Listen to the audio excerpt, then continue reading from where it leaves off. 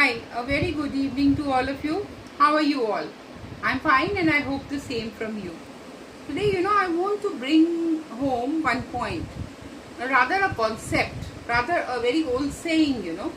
Pride hath a fall. We should never be having pride in our mind, because pride, these are evil feelings of jealousy, feeling of distress, feeling of pride.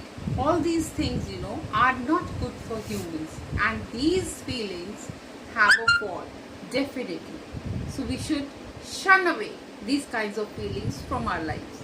And now let's go on to one thing, that is our age-old method of storytelling. I'll narrate a nice story to you, and you'll try to repeat it, and you'll try to interpret it, you'll try to comprehend it, and then you would be able to speak in much more better English. Alright, so enhance your listening skills by listening to this story. And the heading of this story is Love and Ego. Love and Ego.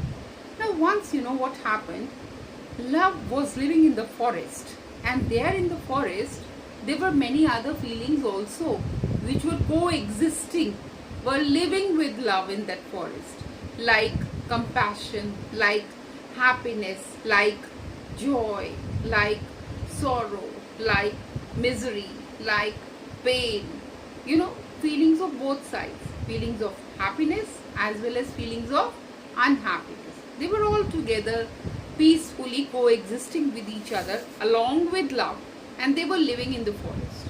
One fine day, what happens is there is a big storm which comes there in the forest. And I forgot to tell you, ego also was one of the feeling which was also living in the forest along with love and the other feelings.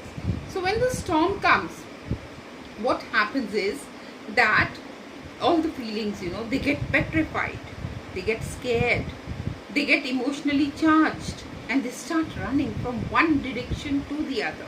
Now love is something which always tries to save everyone. So love says, hold on, I will do something so that we all can save our lives. He makes a boat. He sees a river. The river was in turbulence, but with the help of the boat, they could cross the river and go to the other side of the bank of the river, so that they could live peacefully, because the storm was not there on the other side. So what love does is, he makes the boat, and all the feelings board on the boat. They go and sit on the boat, and now love also gets on the boat, and they are all about to row the boat and go towards the other side of the river where the storm was not affecting. But in the meantime, all the feelings and love, they hear somebody crying for help. Please help me. You know what had happened? Ego was left behind. So now, as love's nature was this, that he could not live without ego, he could not leave somebody like this in such a condition. So he tells all the feelings, you all go, I will jump out and try to save ego and live with ego. All the feelings wail and cry, and they say, love, please come on board, come with us, otherwise you will also drown. You will also get lost in this world because of ego. But love, does the supreme sacrifice by going and reaching out to ego, and in the meantime, all the other feelings, to save their lives, they had to reach the other side of the bank of the river, and they go to do that, and love is left with ego. Now there's a larger perspective to what I'm trying to say.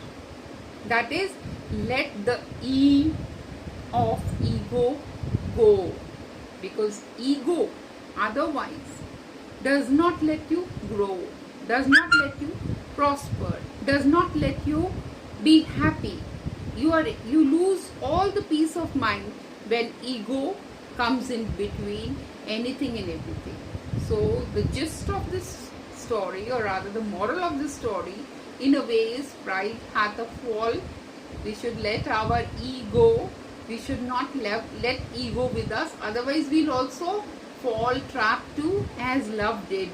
And because of ego, love also could not go to the other side of the bank of the river, other side of the life, to seek happiness, and in the bargain, love lost his life. So this is a very thought-provoking and a contemplative story, and we must, think about it in the larger perspective. Now, after this story, narrate it, go in front of the mirror, revise it again, rehash it, underline the difficult words.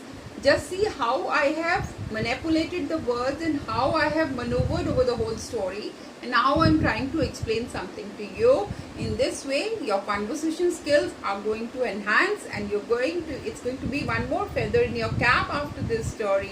You see, your listening skills are really enhanced by listening to this story.